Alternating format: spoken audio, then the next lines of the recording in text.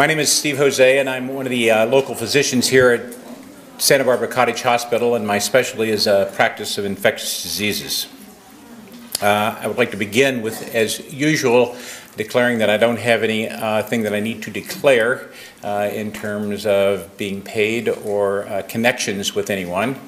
And I also need to declare that the opinions and what I'm stating here today really are my own and are not necessarily those of Cottage Hospital or the Graduate Medical Education Program. So I am a new person to this struggle, and 4 weeks ago I knew little or nothing about what was going on at Fukushima. It was just about 4 weeks ago that I was going to the county bowl with a group of friends, and as usual we get together and have a meal before going to the county bowl.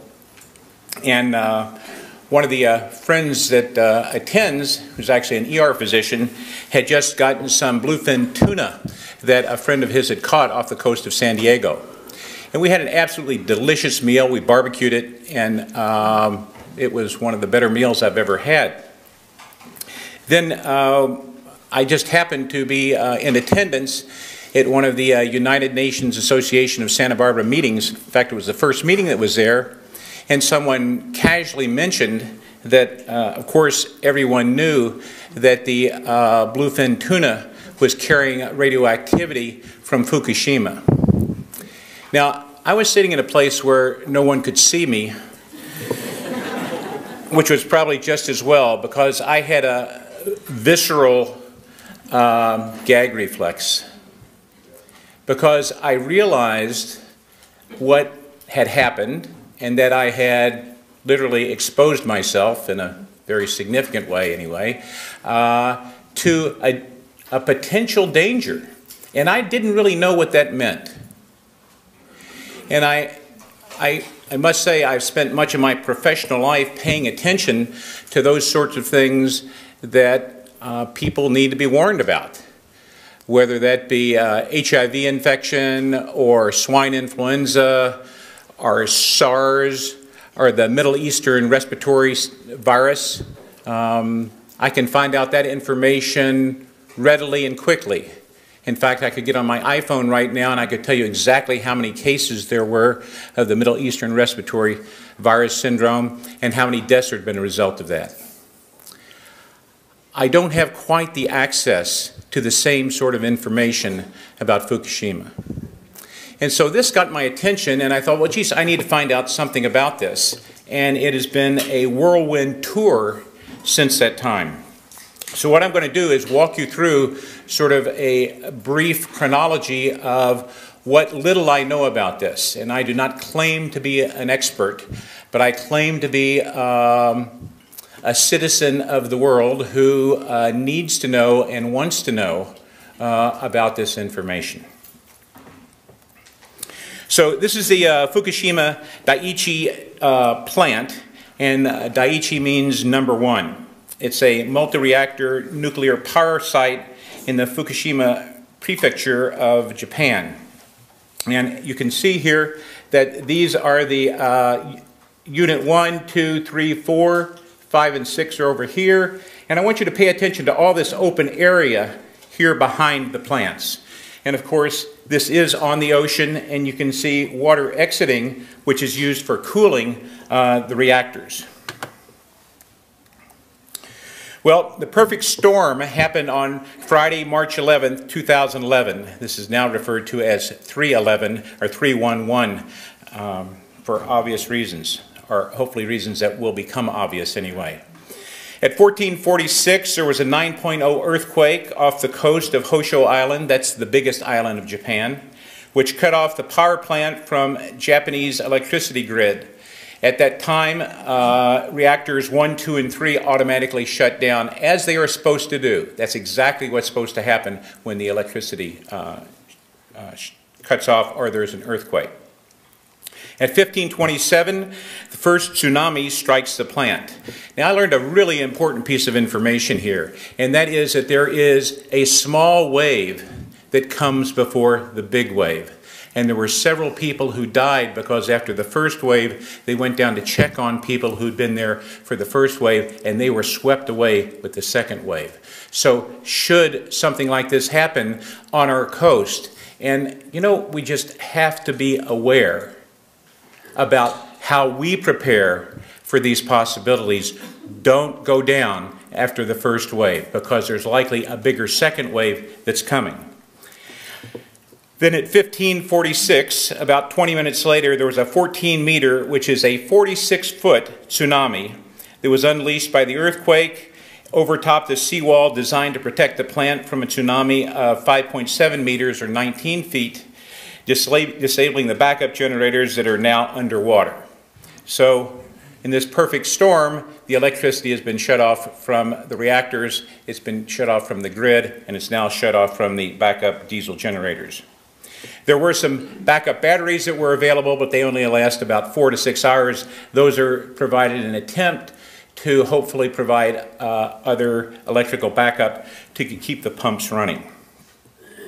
Well, boiling water reactors, which is what this nuclear reactor was, the key with these boiling water reactors is they always need to have water in the reactor and the water being circulated in order to keep the fuel rods cool. Because one of the ways that you control the nuclear reaction is by what the temperature is. Anytime you increase the temperature of anything, it makes it go faster, speed things up.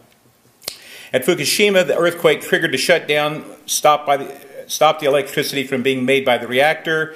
It was also disrupted from the power grid. And the diesel generators flooded and failed, and the backup batteries only worked for a few hours. This is an illustration, again, of where the units are at Fukushima.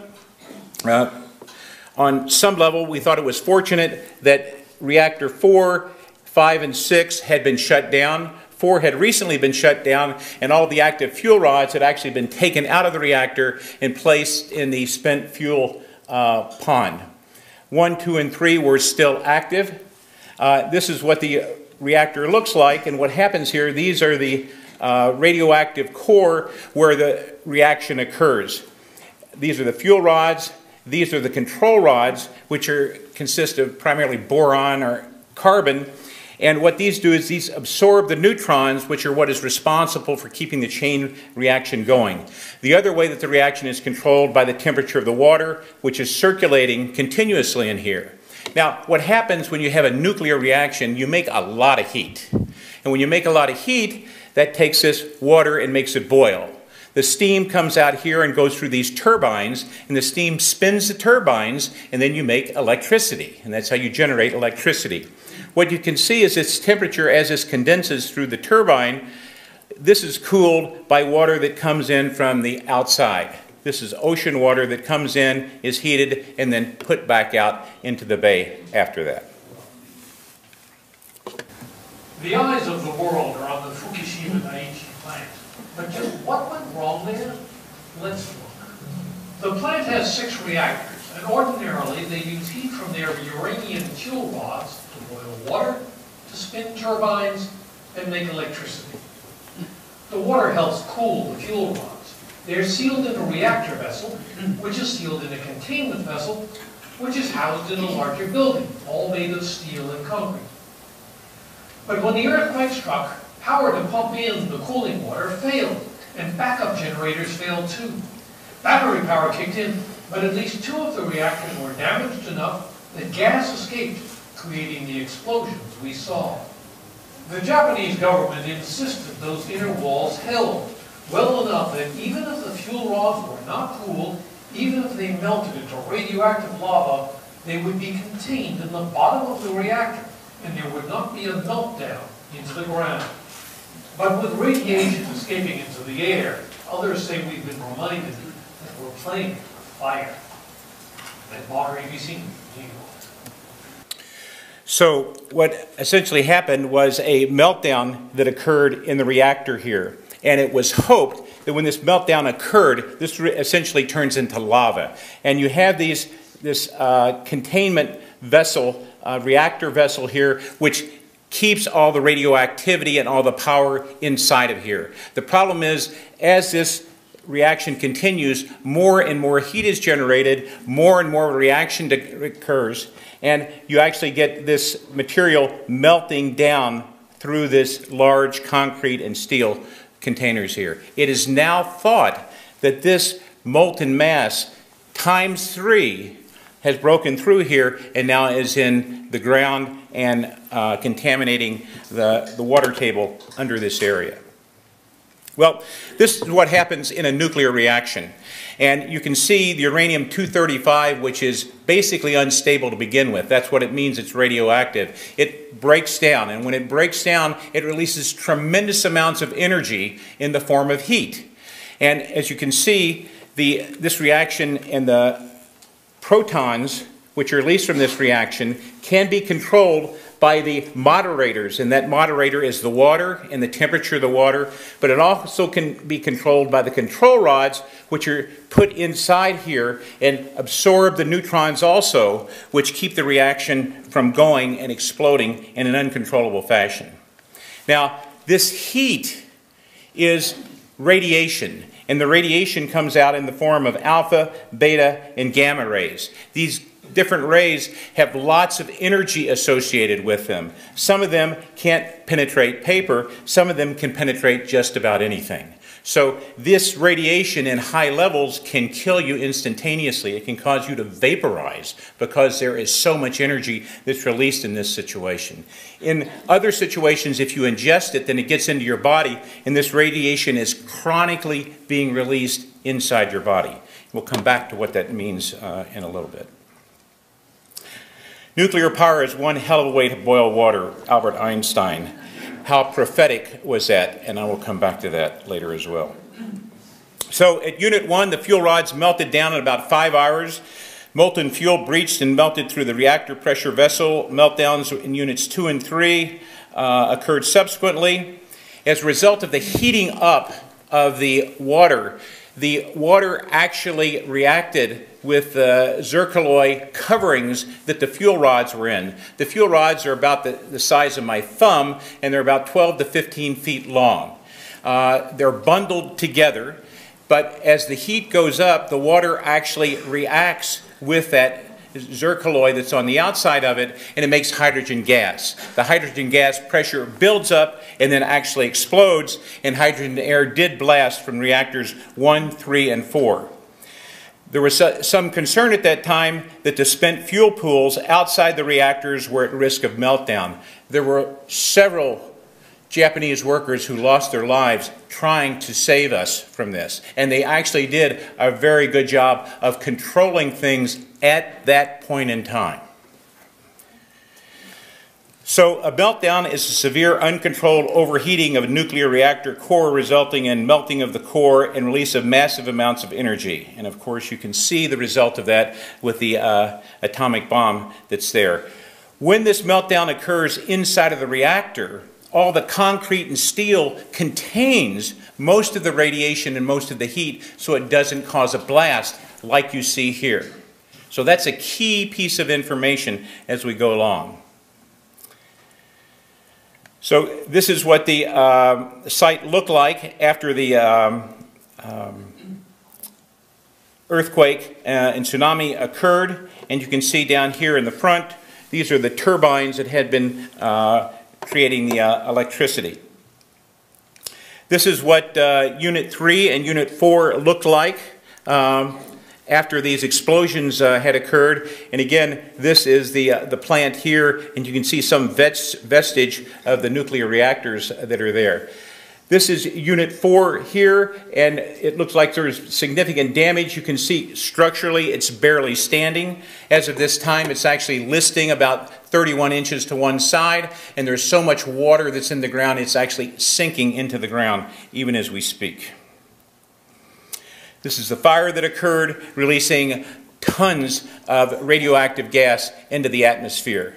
For the Japanese sake, fortunately, the wind was blowing north and east.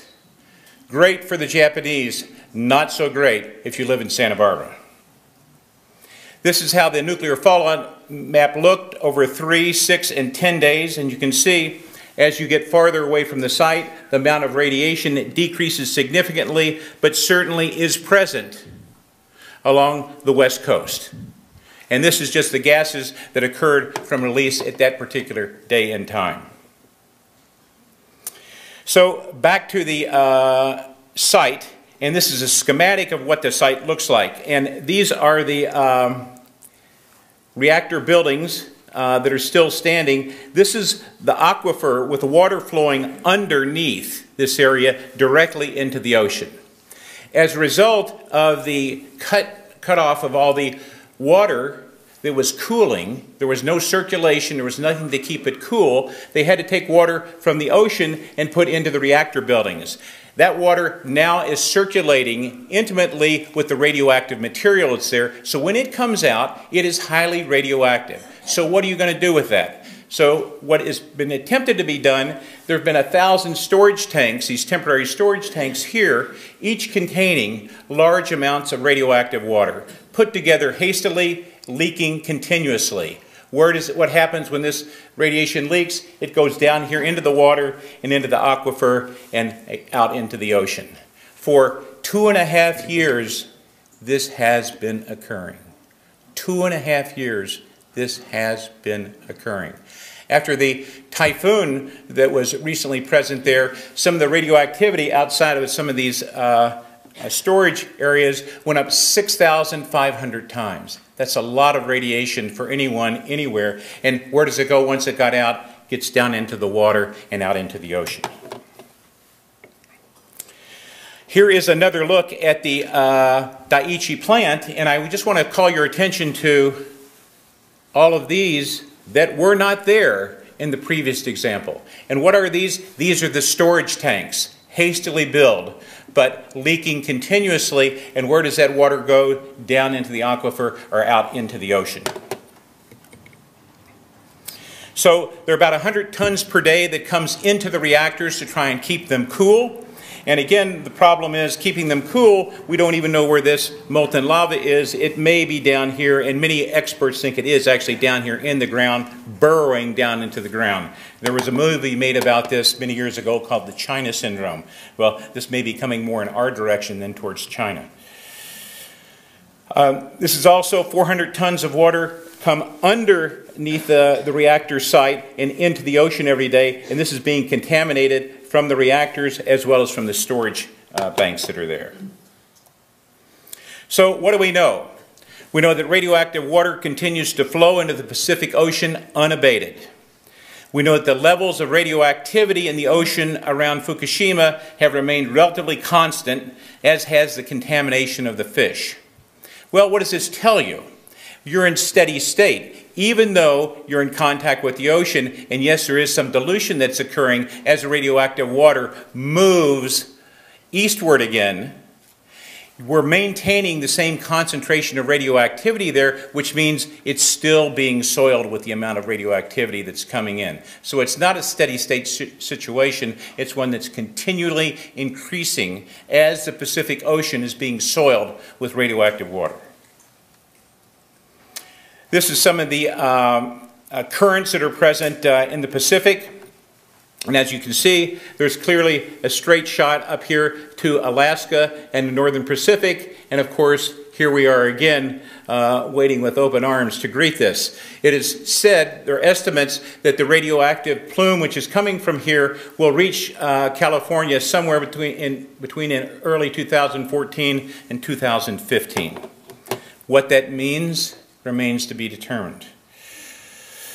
This is actually a map showing the radioactive seawater impact map, and this is designed from both putting radioactive water into the currents and seeing where it goes, and also some superficial bobbers to find out which way the currents are carrying things. So it's about halfway across the Pacific Ocean at this time.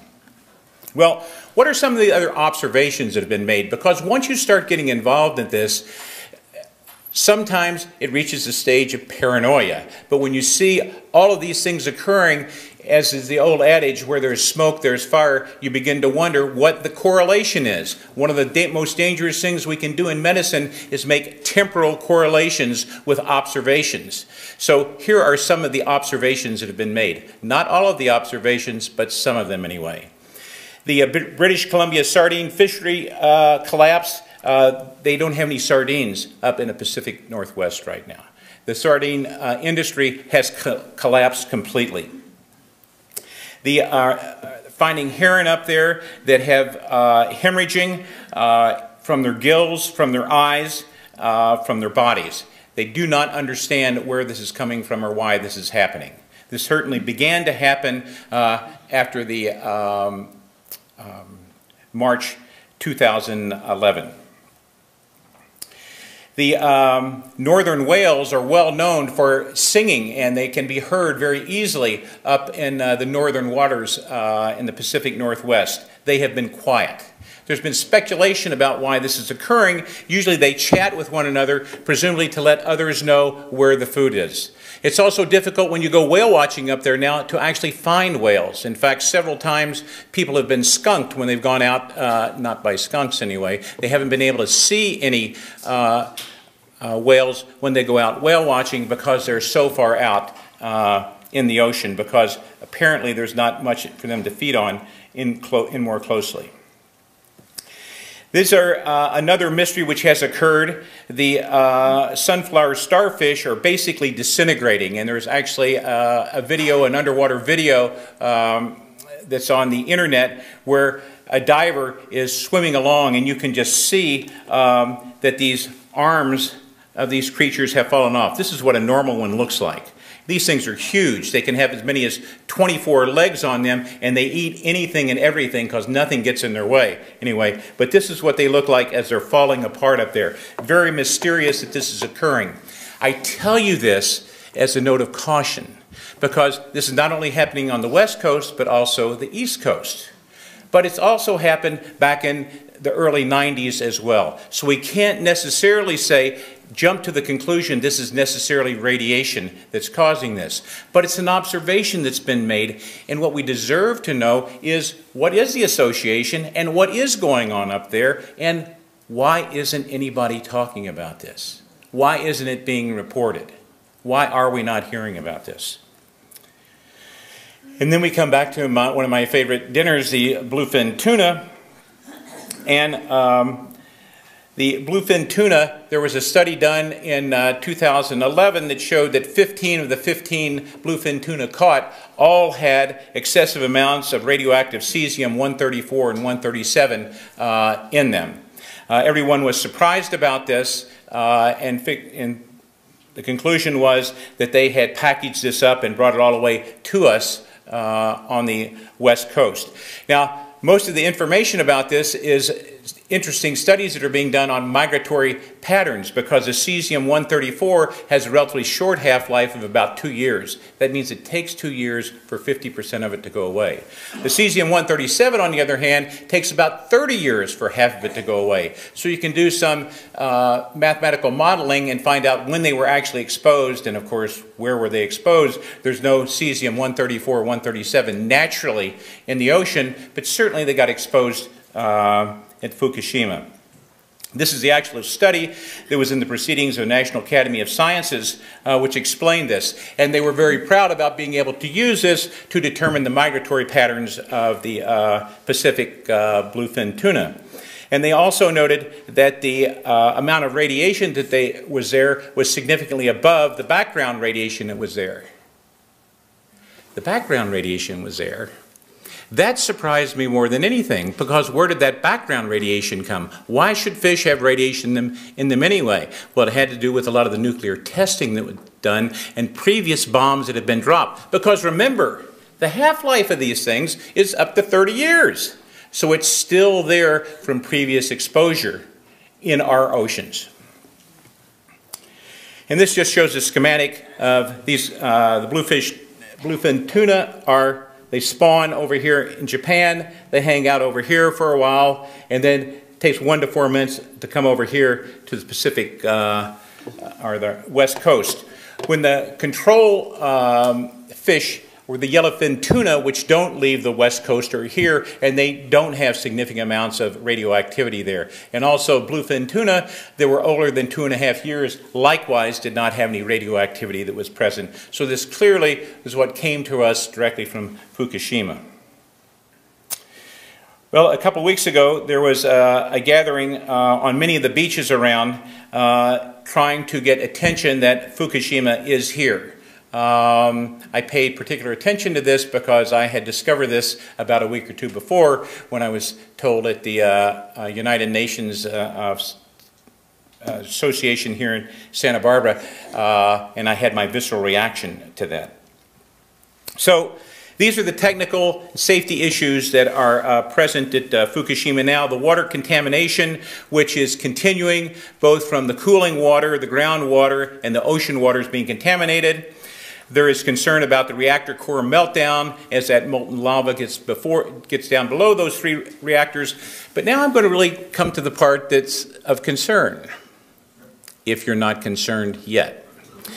And that has to do with the spent nuclear fuel that's in the pool storage. So once the fuel is no longer deemed efficient at producing heat to boil water for us, it's put in the spent nuclear fuel pool storage. It's still very radioactive. It's still very hot, and it still has to be cooled, because if it's not cooled, you can still have a nuclear reaction that occurs and the same sort of meltdown process that happens after that. There are many of these pools that are present at Fukushima, but there are also many of these pools which are present at San Onofre and Diablo Canyon. We have succeeded, I shouldn't say we, because I had no responsibility for the San Onofre facility being shut down. And we are certainly pleased and glad that that has happened. But all of the fuel rods, in fact, the same number of fuel rods that they have in Unit 4 are in storage on the beach in Southern California. This is what the fuel rods, where they are stored, and you can see here they are stored closely together like this. This is actually what it looks like in Unit 4, on the top of Unit 4. And you can see this is nice, neat, organized. This is what it looks like after the fires and the explosions that occurred in Unit 4. Usually the pools are 40 feet deep and about 40 feet wide. There's a lot of concrete that's there. And these particular pools happen to be on the top of the buildings. The amount of spent nuclear fuel in Unit 4 is 14,000 times the amount of explosive at Hiroshima. 14,000 times the amount of explosive at Hiroshima. We all know what Hiroshima was like, or we have a vague idea what Hiroshima was like. It's hard for me to comprehend what 14,000 times that means. But that's the amount of nuclear reactivity that's in the top of Unit 4. Well, this is what Unit 4 looks like. And you can see this is what it looked like soon after the earthquake and tsunami. This is what happened about a year later as they were attempting to repair this. And now this is what it looks like today. And what you can see, this is it right here. And there's this big, huge structure that's right next to it. And there's this covering over here because you can see this is the reactor unit. And this big pool is up on the top of this, it's about 100 feet in the air. And so what they're going to attempt to do is extract these nuclear rods from this pool. Now, these nuclear rods are placed in there very, very tightly, just like cigarettes in a package of cigarettes. So what happens is, if you take the cigarette carton and you squeeze it, and then you try to pull the cigarette out, they fall apart. There is some concern that that's what's going to happen when these fuel rods, when they're pulled, that they're actually going to break and start a nuclear reaction from there. We don't know what's going to happen, but we have to do something about it. This shows you the schematic of the pool, And this is, water is supposed to have at least 30 feet above the rods. As it continues to heat and not cool enough, what happens to the water? But it evaporates. And when it evaporates, then the exposed fuel rods are present here, which increases the heat, which then causes a reaction to occur from there. And this is actually a schematic of one of the reactors. Now, I realize this is difficult to sort of follow, but follow me for just a second here. Here is the containment vessel that's around the nuclear reactor. Here is the concrete shell that's around the outside. There's another thick concrete shell around here, and this is probably why there was not a huge event, because when the cores melted down in units 1, 2, and 3, it was contained in here and went down into the earth. Now, this spent fuel pool, I want you to pay attention to exactly where that's located, because there's absolutely no protection around that at all. There is no roof on this building which is blown off. So should an event occur, all of the radioactivity is going to go straight up in the air. And we saw where it went the last time that occurred. This is happening in the next 2 weeks. This is a possibility that could happen to each and every one of us. And I can tell you, it wasn't until I started looking into this that I realized this was a possibility to happen. I certainly haven't taken any preparations for this. I'm not exactly sure what the preparations are, but I think we ought to know so we can at least take whatever preparations we want to take. I may have to make a visit back to Boston during this period of time to protect myself from this. These are the San Onofre nuclear plants, and this just shows you that they have been shut down. I understand that this is actually a wonderful place to go paddleboarding, but I'm not going to try it. And I want to point out that the amount of spent nuclear fuel here is about 1,600 tons. That's more that's in that unit 4 in Fukushima. And where are these, by the way? Well, they're stored right here on the coast. And you know, we in California have our faults. And those faults, all it takes is earthquake, tsunami, and these areas which are being cooled by water that are there could be disrupted. That's San Diego. This is Diablo Canyon, 90 miles north of here. Again, working well, similar sort of reactor, and the storage areas are out here for the spent nuclear fuel. All it takes, earthquake, tsunami, and we were in a similar situation. And oh, by the way, in case anybody doesn't know, the winds, for those of us who are windsurfers in the past, comes directly down the coast, right exactly towards Santa Barbara. We're 90 miles away. We are likely going to have to evacuate should that event occur. Well, this is not just an interlude. These moon jellyfish were actually in the news about 2 weeks ago, and that's because they flooded into the intake valves of a nuclear reactor in Sweden, and they caused a shutdown of the plant. Now, why did that happen? Because water couldn't be brought into the plant and cause cooling to occur, and they had to do an emergency shutdown. Now, you think, you know, that's Sweden. I mean, what do those guys know? They just make watches. But what about here? It turns out that about a year ago at Diablo Canyon, these jellyfish called salp did the exact same thing at Diablo Canyon. And they had to shut down go down to about 30% power when these blocked the intake valves, and once again had to shut down until they could clean the intake valves out. Well, what do we know about the health risks of radiation therapy? This was a study that was supported by the National Research Council of the National Academies, where a committee was gathered to assess health risk from exposure to low levels of ionizing radiation. This is available to you online, and I wasn't planning on going through it all at this time, so I thought I'd just highlight the conclusion was that there is no safe radiation dose. There are doses which appear to be less likely to cause cancer. There are doses above which it is likely you will get cancer.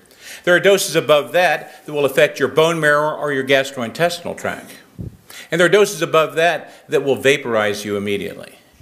So that's what we know about this powerful radiation that can cause a chain reaction to occur. So what does this really mean and what happens? Well, when you have this powerful radiation, it hits other atoms and frees an electron from that. Any radiation that is strong enough, powerful to do that, is called ionizing radiation because that makes a charged particle occur. When you have a charged particle, that is avid to get close to anything that's around it. And it can stick to membranes, it can stick to DNA, it affects rapidly multiplying cells, like in the gastrointestinal tract, like in the bone marrow. So this is what radiation can do. It can do it acutely, from an acute exposure, topically, or it can do it chronically if you ingest this through the, either through food or fluid. The guys that we worry about are cesium-137, what was in that bluefin tuna. The cesium-137 acts just like potassium. Acts like potassium, it affects the heart, affects the muscles as well. Strontium-90 acts just like calcium, so it goes right to the bones and causes a problem. Iodine-131, this is what we all know about, and you hear if there's a nuclear problem, you take that iodine because our thyroid likes iodine. And so if you take enough iodine, you can block the I-31 from going there and causing thyroid cancer or damage to your thyroids. That is true. We don't have any useful anecdotes at this time for cesium or strontium. And you can see the effects can last for decades. This just shows you the relative doses of radiation that can go from being anything from a sunburn to nothing to death. This is what is happening in Japan now. And this is really screening for external radiation exposure. You can't really screen for internal radiation exposure because our organs soak up a lot of that radiation that's there. So it's not the best way to look for how much people have been exposed. What you need to do is wear one of those cards, those dosimeter cards, that tells you what you get after you've gotten it. After you've gotten it, it's too late to try and figure out exactly how much you've been exposed to. And since it's odorless, colorless, tasteless, it's really difficult to know if you've been exposed or not. So in summary, radioactive water continues to leak into the Pacific Ocean. Radioactive materials at Fukushima are an unstable, potentially explosive situation. The potential effect on the water we drink, the air we breathe, and the food we eat are at best speculative. Immediate information and action are necessary as soon as possible. We in Santa Barbara have a front row seat for the unfolding problems with nuclear energy, both at home and abroad. Now, I put this in to remind everyone that it's not good to get caught with your pants down. And so, what do we do in situations like that? We pay attention to what's going on and see what we can learn. This is from Naoto Kan, former Prime Minister of Japan, who was head of Japan when the Fukushima disaster occurred. He clearly had been a strong supporter of nuclear power. Having faced a real accident as Prime Minister and having experienced a situation which came so close to requiring me to order the evacuation of 50 million people, my view has now changed 180 degrees. Although some airplane crashes may claim hundreds of casualties, there are no other events except for wars that would require the evacuations of tens of millions of people. Well, I put this, in closing, I put this quote up from Albert Einstein. A foolish faith in authority is the worst enemy of the truth. I think back on things that have happened over the course of my lifetime, and I can remember certainly the Cuban Missile Crisis and how, what I have read about that, certainly we were about ready to go to war. And Kennedy and Khrushchev came to an agreement not to do that because neither of them wanted to take responsibility for the deaths of millions and millions of people. The problem we face at Fukushima is absolutely huge. It's It's formidable. Again, reflecting back on my experiences anyway, I can remember as a child being worried about polio. Well, we now have a vaccine to prevent polio, unless, of course, you live in Syria and are part of the epidemic that's going on, polio, there. We had the war in Vietnam that got my attention because I was on my way to Vietnam because I had a low draft number and I clearly was going. I decided to go to medical school instead, and that's what kept me from that experience. But that was really my first experience at questioning authority. I'm sure my parents would probably argue with that somewhat, but it was my first real experience with looking at what I thought was people who told the truth, and they just weren't telling the truth. And that's when I began to question authority and what people are telling me or what people are not telling me. I came to the AIDS epidemic and I thought, my gosh, look what we've got now. I just wish there was a cure for that.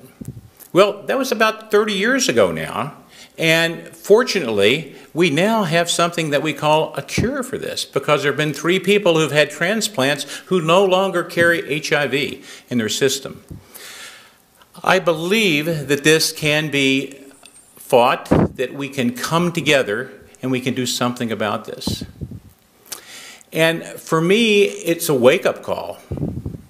And the wake-up call is really one which goes past, Cottage Hospital or Santa Barbara or California, because the implications of what's going on are international.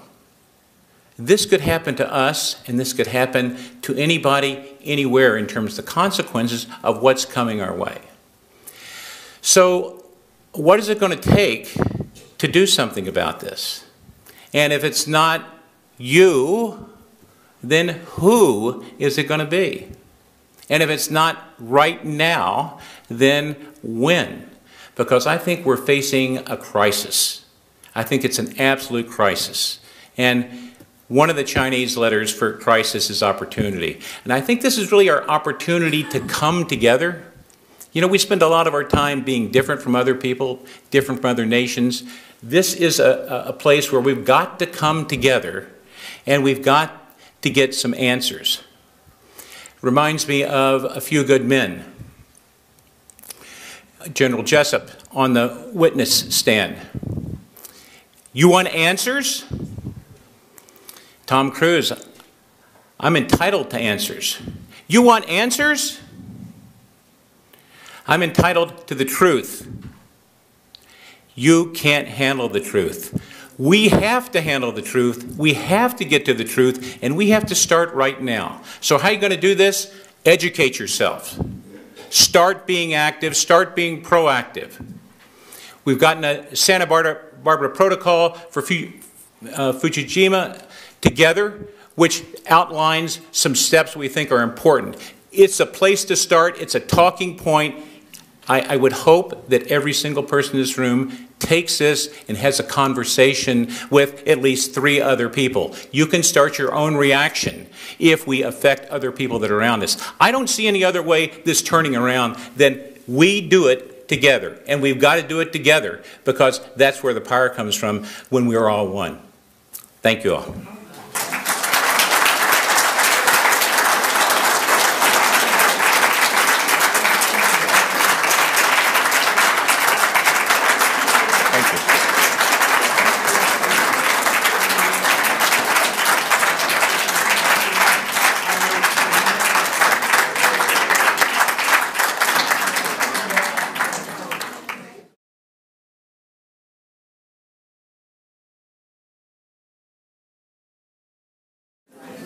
My name is Steve Hosea, and I'm one of the local physicians here at Santa Barbara Cottage Hospital, and my specialty is practice of infectious diseases. I would like to begin with, as usual, declaring that I don't have anything that I need to declare in terms of being paid or connections with anyone. And I also need to declare that the opinions and what I'm stating here today really are my own and are not necessarily those of Cottage Hospital or the Graduate Medical Education Program. So I am a new person to this struggle. And 4 weeks ago, I knew little or nothing about what was going on at Fukushima. It was just about 4 weeks ago that I was going to the county bowl with a group of friends, and as usual we get together and have a meal before going to the county bowl. And one of the friends that attends, who's actually an ER physician, had just gotten some bluefin tuna that a friend of his had caught off the coast of San Diego. And we had an absolutely delicious meal. We barbecued it, and it was one of the better meals I've ever had. Then I just happened to be in reactors 1, 2, and 3 automatically shut down as they are supposed to do. That's exactly what's supposed to happen when the electricity cuts off or there's an earthquake. At 1527, the first tsunami strikes the plant. Now, I learned a really important piece of information here, and that is that there is a small wave that comes before the big wave. And there were several people who died because after the first wave, they went down to check on people who'd been there for the first wave, and they were swept away with the second wave. So should something like this happen on our coast, and you know, we just have to be aware about how we prepare for these possibilities. Don't go down after the first wave, because there's likely a bigger second wave that's coming. Then at 1546, about 20 minutes later, there was a 14-meter, which is a 46-foot tsunami that was unleashed by the earthquake, overtopped the seawall designed to protect the plant from a tsunami of 5.7 meters or 19 feet, disabling the backup generators that are now underwater. So in this perfect storm, the electricity has been shut off from the reactors, it's been shut off from the grid, and it's now shut off from the backup diesel generators. There were some backup batteries that were available, but they only last about 4 to 6 hours. Those are provided in an attempt to hopefully provide other electrical attendance at one of the United Nations Association of Santa Barbara meetings. In fact, it was the first meeting that was there, and someone casually mentioned that, of course, everyone knew that the bluefin tuna was carrying radioactivity from Fukushima. Now, I was sitting in a place where no one could see me, which was probably just as well, because I had a visceral gag reflex, because I realized what had happened and that I had literally exposed myself, in a very significant way anyway, to a potential danger. And I didn't really know what that meant. And I must say I've spent much of my professional life paying attention to those sorts of things that people need to be warned about, whether that be HIV infection or swine influenza or SARS or the Middle Eastern respiratory virus.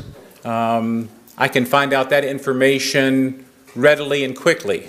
In fact, I could get on my iPhone right now and I could tell you exactly how many cases there were of the Middle Eastern respiratory virus syndrome and how many deaths there had been a result of that. I don't have quite the access to the same sort of information about Fukushima. And so this got my backup to keep the pumps running. Well, boiling water reactors, which is what this nuclear reactor was, the key with these boiling water reactors is they always need to have water in the reactor and the water being circulated in order to keep the fuel rods cool. Because one of the ways that you control the nuclear reaction is by what the temperature is. Anytime you increase the temperature of anything, it makes it go faster, speed things up. At Fukushima, the earthquake triggered a shutdown, stopped the electricity from being made by the reactor. It was also disrupted from the power grid. The diesel generators flooded and failed, and the backup batteries only worked for a few hours. This is an illustration, again, of where the units are at Fukushima. On some level, we thought it was fortunate that reactor 4, 5, and 6 had been shut down 4 had recently been shut down, and all the active fuel rods had actually been taken out of the reactor and placed in the spent fuel pond. 1, 2, and 3 were still active. This is what the reactor looks like, and what happens here, these are the radioactive core where the reaction occurs. These are the fuel rods. These are the control rods, which consist of primarily boron or carbon. And what these do is these absorb the neutrons, which are what is responsible for keep tension. And I thought, well, geez, I need to find out something about this. And it has been a whirlwind tour since that time. So what I'm going to do is walk you through sort of a brief chronology of what little I know about this. And I do not claim to be an expert, but I claim to be a citizen of the world who needs to know and wants to know about this information. So this is the Fukushima-Daiichi plant, and Daiichi means number 1. It's a multi-reactor nuclear power site in the Fukushima prefecture of Japan. And you can see here that these are the unit 1, 2, 3, 4, 5, and 6 are over here. And I want you to pay attention to all this open area here behind the plants. And of course, this is on the ocean, and you can see water exiting, which is used for cooling the reactors. Well, the perfect storm happened on Friday, March 11th, 2011. This is now referred to as 311 or 311 for obvious reasons, or hopefully reasons that will become obvious anyway. At 1446, there was a 9.0 earthquake off the coast of Hosea Island, that's the biggest island of Japan, which cut off the power plant from Japanese electricity grid. At that time,